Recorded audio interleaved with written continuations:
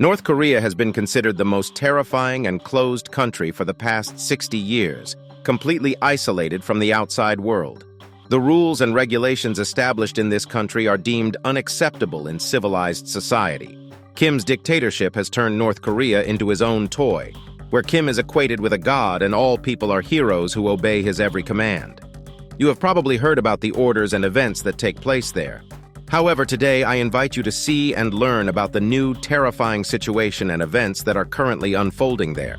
You are watching the Hustler channel. Enjoy the show. With each passing year, North Korea becomes more closed off and isolated from the outside world. This is the foundation of the Kim regime's dictatorship. The less people know about the outside world, the easier it is to manipulate them. Propaganda is ingrained in people from childhood. The laws imposed by the authorities can be compared to lawlessness and extreme cruelty. In 2020, Kim Jong-un officially passed a new law sentencing residents of North Korea to the death penalty for watching foreign movies or TV series, or for possessing them in any form or place.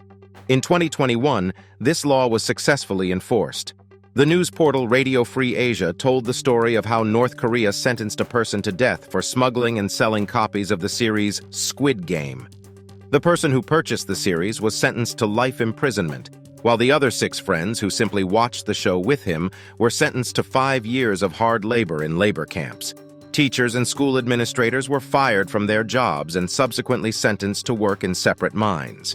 However, it later became known that one of the 7 students managed to avoid the punishment of hard labor. This was only possible after his parents bribed the authorities with $3,000. But such cruel policies were practiced long before the enactment of this law. North Korean defector Yeon-mi Park, now living in Seoul, recalls being 11 years old when a person was executed in her apartment for watching a smuggled videotape of a South Korean drama. All the neighbors were ordered to witness the process to avoid being accused of treason themselves. "I will never forget it," says the woman. "He had a blindfold over his eyes, wet from tears. They tied him to a post and, possessing any prohibited content from South Korea, the United States, or Japan, can result in the death penalty, while those caught watching such content face 15 years in labor camps."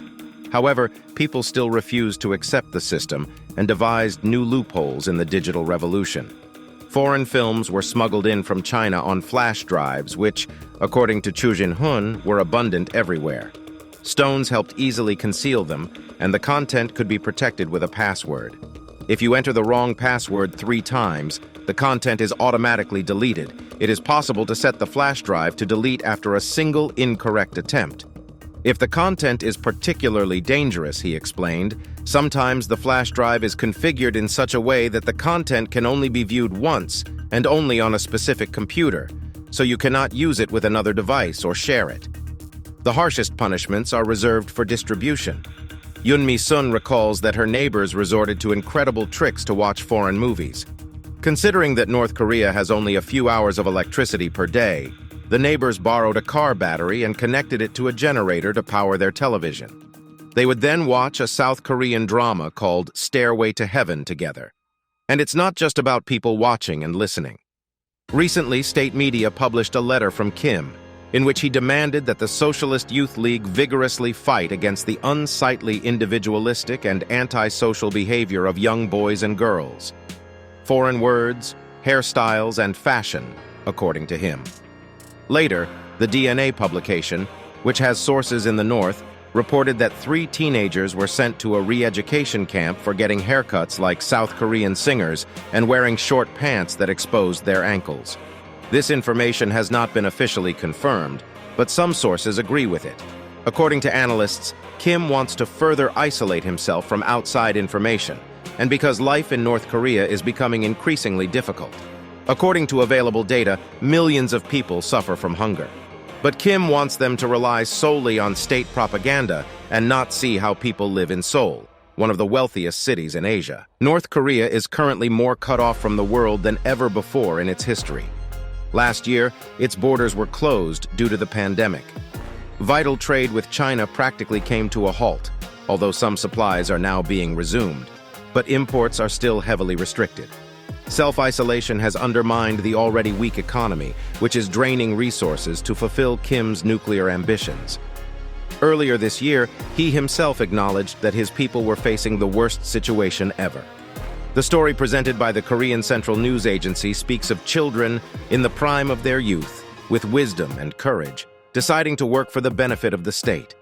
Based on the published photos, they appear to be teenagers. Human rights advocates have long claimed that forced child labor is used in North Korea, but the authorities of the DPRK deny this. In February, the BBC reported that a whole generation of South Korean prisoners of war is being used as slaves in North Korean coal mines.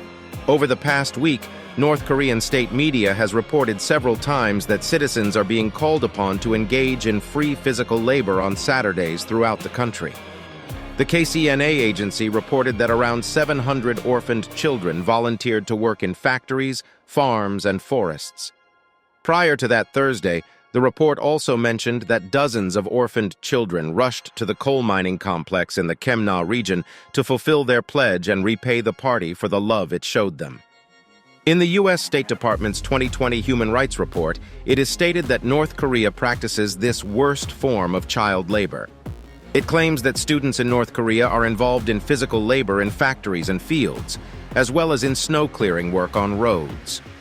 The report also states that for 10 years, 16, 17-year-old children were enrolled in military-style youth construction brigades, where they suffered physical and psychological trauma, malnutrition, stunted growth, and halted development. North Korea has repeatedly denied these accusations of forced labor. Kim Jong-un's policy is aimed at isolating himself and his country from the outside world and remaining its center. Many people attempt to escape, but such cases are becoming fewer and fewer.